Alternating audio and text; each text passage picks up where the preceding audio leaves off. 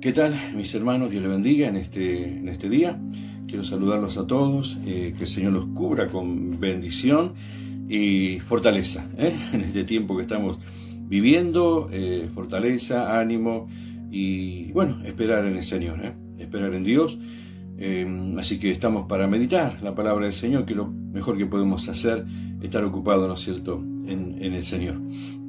Estamos meditando en estos días acerca de las cartas que fueron enviadas a las iglesias de Asia, a las iglesias de Apocalipsis.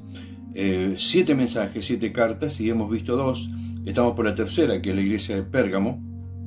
Y vamos a meditar brevemente, ¿no es cierto?, en esta carta a la iglesia de Pérgamo, este mensaje que el Señor envía. Está en el capítulo 2, verso 12, y dice así: y escribe al ángel de la iglesia en Pérgamo, el que tiene la espada aguda de 2 filos, dice esto: yo conozco tus obras y dónde moras, donde está el trono de Satanás. Pero retienes mi nombre y no has negado mi fe, ni aun en los días de Antipas, mi testigo fiel, que fue muerto entre vosotros, donde mora Satanás. Pero tengo unas pocas cosas contra ti, que tienes ahí a los que retienen la doctrina de Balaam, que enseñaba a Balac a poner tropiezo ante los hijos de Israel, a comer de cosas sacrificadas a los ídolos y a cometer fornicación. Y también tienes a los que retienen la doctrina de los nicolaitas, la que yo aborrezco. Por tanto, arrepiéntete, pues si no, vendré a ti pronto y pelearé contra ellos con la espada de mi boca. El que tiene oído, oiga lo que el Espíritu dice a las iglesias.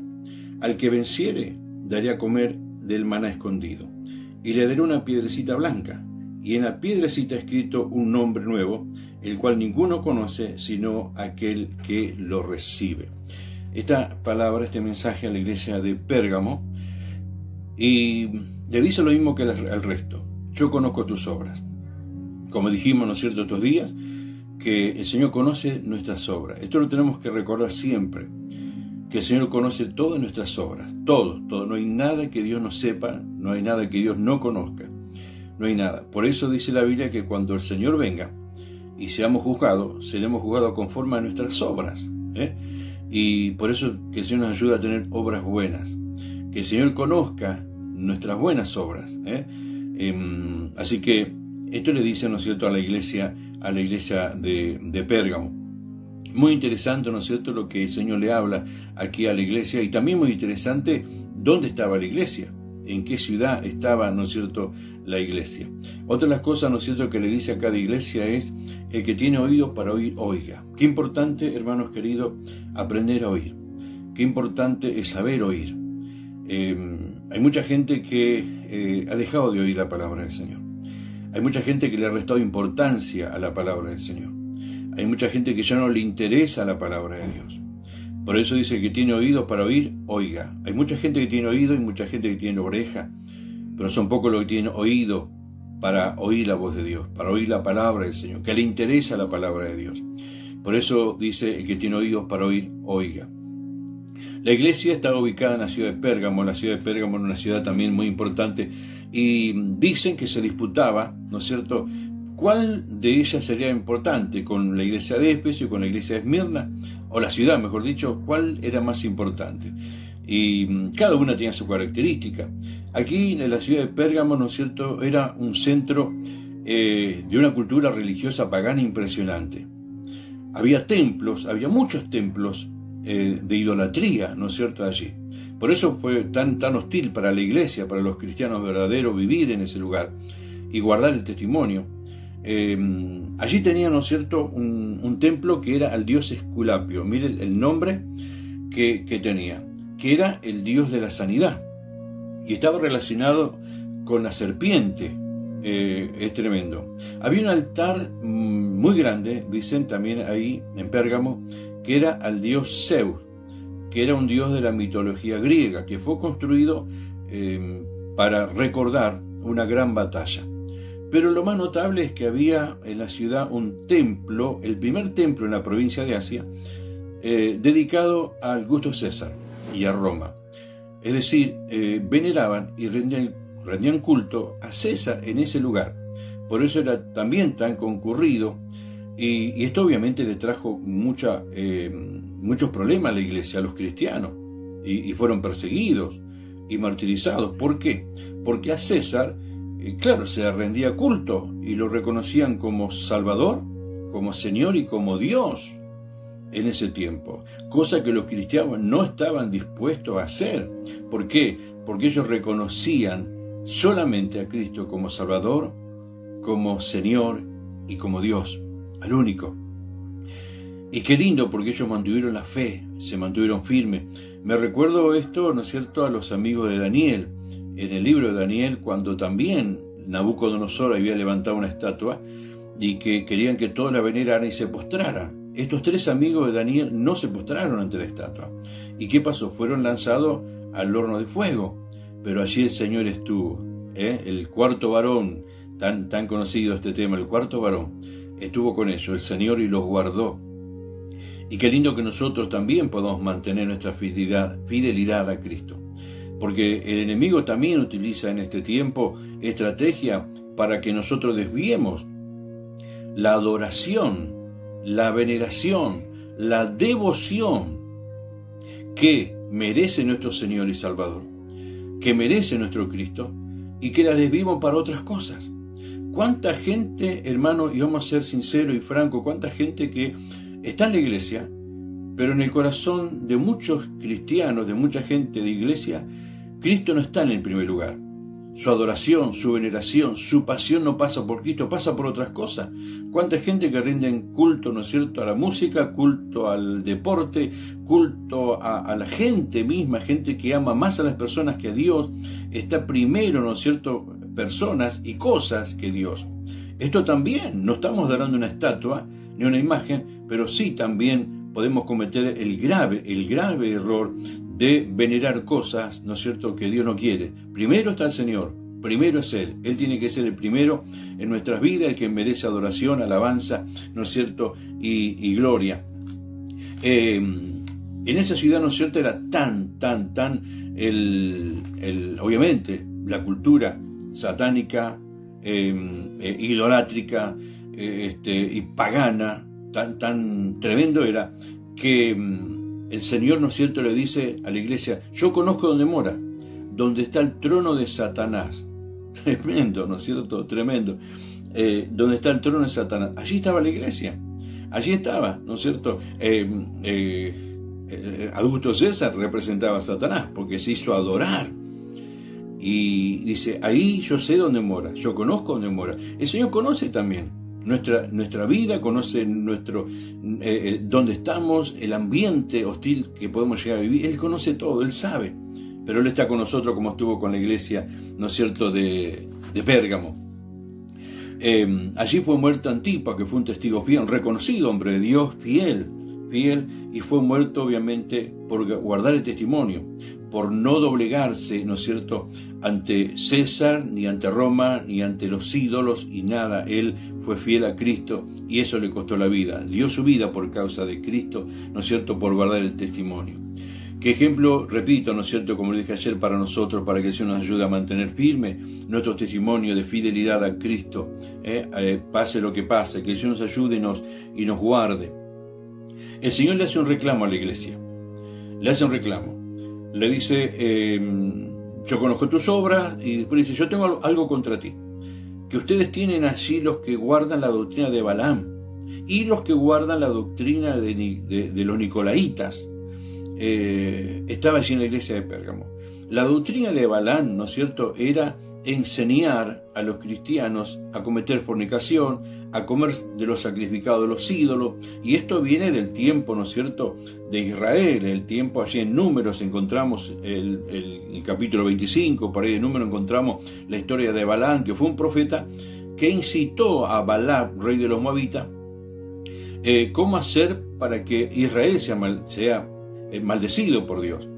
Y le enseñaba, ¿no es cierto?, que las jóvenes moabitas conquistaran a los jóvenes hebreos para que cometieran fornicación, y de esa manera, ¿no es cierto?, adorar ídolos y comer de los sacrificados de los ídolos. Y eso transcurrió toda la historia y llegó hasta los días de la iglesia, y hasta el día de hoy también. Cuánta gente que enseña que no está mal hacer esto, no está mal vivir en pecado, no está mal hacer fornicación, no está mal vivir en adulterio. No, porque Dios mira el corazón, ¿no es cierto? Y es un grave error, un grave error que el Señor reclama, ¿no es cierto?, aquí a la iglesia. También los nicolaitas recordamos que la enseñanza viene de un tal Nicolás, que todos aseguran, ¿no es cierto?, o presumen que es uno de los 7 diáconos que se desvió de la verdad, de la doctrina, y estableció, ¿no es cierto?, una enseñanza errónea de que si uno tenía a Cristo en el corazón podía vivir como quería porque ya no estamos bajo la ley. Y dígame si esas cosas también no pasan el día de hoy, que hay mucho que enseña, como no estamos bajo la ley, entonces uno puede vivir, total Dios mira el corazón y uno puede vivir como quiere, vivir una vida mundana, vivir como una persona del mundo, vivir con la costumbre, la cultura del mundo, total Cristo está en el corazón. Y ese es un grave error. Y Dios se lo reclama aquí. Por eso que Dios nos guarde y nos ayuda también a nosotros, porque había predicadores que enseñaban eso en Pérgamo y la iglesia se lo permitía. Que el Señor nos guarde y nos ayude a nosotros a mantener el testimonio y el mensaje genuino del Evangelio. El mensaje de santidad, de estar apartado, ¿no es cierto?, del mundo para agradar a Dios. La iglesia fue llamada a salir del mundo. Sal, le dice, ¿no es cierto?, en una expresión bíblica, sal de ahí, sal, pueblo mío, y no toques lo inmundo. Tenemos que salir del ambiente mundanal, pecaminoso, y vivir en un ambiente de santidad, ¿no es cierto?, un ambiente cristiano. Y Dios nos reclama, ¿no es cierto?, eso. Y eso también lo podemos ver en este tiempo. Es un gran peligro que tenemos que tener cuidado nosotros, ¿no es cierto?, en el día de hoy. Que el Señor nos ayude a vivir una vida de santidad. Dios lo llama al arrepentimiento, claro, obviamente lo llama al arrepentimiento. Que se arrepintieran de eso. ¿Cuánta gente debería arrepentirse en este tiempo, ¿no es cierto?, de vivir una vida liberada, una vida mundana, una vida apartada, ¿no es cierto?, del agrado de Dios, de lo que Dios quiere. La Biblia es clara, la Escritura es clara, las cartas apostólicas son claras, ¿no es cierto?, nos llama a vivir una vida cristiana separada, apartada para Dios. Nos llama a vivir una cultura de vida diferente al mundo, con identidad propia de cristianos. Por eso que el Señor nos ayude. Pero le dice, a los que venzan, a los vencedores, les voy a recompensar. Y había doble recompensa. Una era, le daré a comer el maná escondido, el maná, ¿no es cierto?, preparado. Y la otra, una piedrecita blanca. Es lo que le dice, ¿no es cierto?, al final. El maná, ¿no es cierto?, escondido, el maná escogido, ¿no es cierto?, mejor dicho, está relacionado con el segundo éxodo. En el primer éxodo, el pueblo de Israel, cuando sale de Egipto hacia la tierra prometida, Dios le da el maná del cielo. También nosotros vamos a vivir el segundo éxodo, que cuando la iglesia sea rescatada de esta tierra para ir a la presencia del Señor, es el segundo éxodo, y también, ¿no es cierto?, y se nos dará el maná, que está preparado, está escogido, está preparado para la iglesia. Se entiende espiritualmente, hay cosas lindas que están preparadas para la iglesia. Así como Dios, ¿no es cierto?, le dio el maná al pueblo hebreo en el desierto, el Señor tiene preparado un maná especial, glorioso, para los vencedores, para la iglesia vencedora, para aquellos que sean parte, ¿no es cierto?, de los que van a ir a la presencia de Dios, en el segundo éxodo. Qué lindo, qué maravilloso. Lo segundo que le dice una piedrecita blanca. Hay varios significados, ¿no es cierto?, y este es un misterio en realidad. En la antigüedad, se dice que en la antigüedad, cuando se emitía un juicio sobre personas, se le daba una piedra negra al que era culpable, considerado culpable, y una sentencia. Pero el que era inocente, se le daba una piedra blanca. También, cuando había una amistad, cuando se estableció una amistad entre dos personas, se partía una piedra blanca, la mitad para cada uno, y eso le daba acceso, tanto a uno como al otro, ¿no es cierto?, a la casa. Cada uno podía entrar a la casa del otro con libertad. ¿Por qué? Porque esa piedra le permitía hacerlo. También dicen que en ese tiempo, cuando un atleta ganaba una competencia, se le daba una piedra blanca y eso le daba acceso a cualquier fiesta que había, ¿no es cierto?, en la ciudad, sin pagar ni un centavo. O sea, completamente gratis. Tenía acceso por esa piedra blanca que él había ganado en la competencia. Esa piedrecita blanca que llevaba a la persona, ¿no es cierto?, en su poder, le permitía entrar a cualquier lugar libremente. Son cosas, ¿no es cierto?, que sucedían en ese tiempo. Yo creo que es un misterio. cuando Cristo venga, lo de la piedrecita blanca, del nombre nuevo. ¿Cuál es el nombre nuevo que está ahí? Es un misterio. Lo descubriremos cuando el Señor, ¿no es cierto?, venga y estemos con Él. Tantas cosas maravillosas vamos a descubrir. Y todo esto es para los vencedores. Dios reclama, ¿no es cierto?, a cada iglesia, pero también les promete recompensa. ¿Pero para quién es la recompensa? Para los vencedores, para los que vencen. Y nadie, ¿no es cierto?, vence si no pelea primero. Para vencer hay que pelear. Para vencer hay que soportar. Para vencer hay que llegar hasta el final para ser un vencedor. Nadie es vencedor si en la mitad de la pelea abandona. Nadie es vencedor si cuando está por terminar abandona. Son vencedores los que llegan hasta el final. Y de eso se trata, llegar hasta el final. Al final de nuestra lucha, nuestra pelea, nuestra batalla, nuestra carrera, como quieran llamarle. El Señor tiene recompensa, pero, repito, para los vencedores. El apóstol Pablo, ¿no es cierto?, dijo: yo he peleado la buena batalla, he guardado la fe. Por lo demás me está guardada la corona de justicia que el Señor me dará, el juez justo, en aquel día. Pero no solo a mí, sino a todos los que aman su venida. Y le animaba a Timoteo que pelee la buena batalla. Pelea, Timoteo, la buena batalla. Judas también, ¿no es cierto?, en su carta, en su epístola, en el verso 2 dice: luchemos ardientemente por la fe que un día fue dada a los santos. Esa fe que nos fue dada. Luchar ardientemente por guardar la fe, por guardar la palabra, por vivir la palabra, por vivir dentro de los parámetros bíblicos.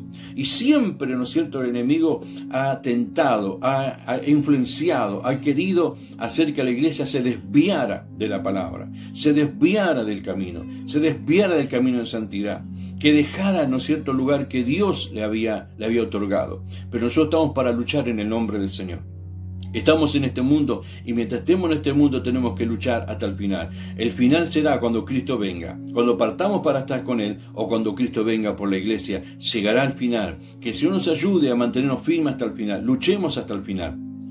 Porque el Señor viene con recompensa. Muy prontito el Señor viene con recompensa. Y ahí descubriremos todas las cosas maravillosas que el Señor tiene preparadas para nosotros. Pero luchemos, no aflojemos, no nos rindamos. No nos volvamos atrás, no bajemos los brazos, no nos rindamos ante las culturas nuevas que hoy, ¿no es cierto?, se están levantando dentro de lo que es la iglesia. Mantengamos firme el testimonio de iglesia como cristianos, manteniendo firme la palabra, guardando la palabra del Señor, viviendo en santidad, apartados para Dios. El Señor viene pronto y nos recompensará. Un abrazo, cariño para todos, hermanos. Espero que le haya sido de bendición esta meditación y será hasta la próxima en el nombre del Señor.